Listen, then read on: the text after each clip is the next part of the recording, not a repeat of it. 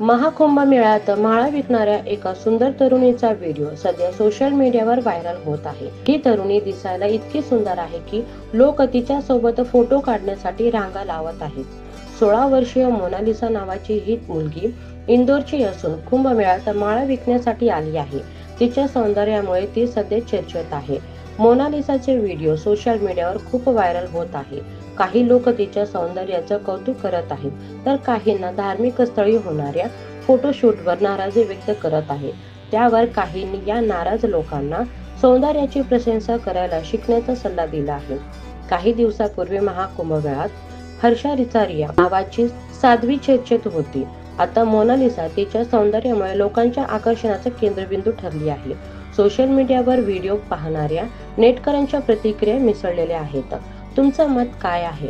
तुम्हाला वाटतं का की धार्मिक ठिकाणी असे फोटोशूट योग्य आहे? तुमचं प्रतिक्रिया नक्की सांगा।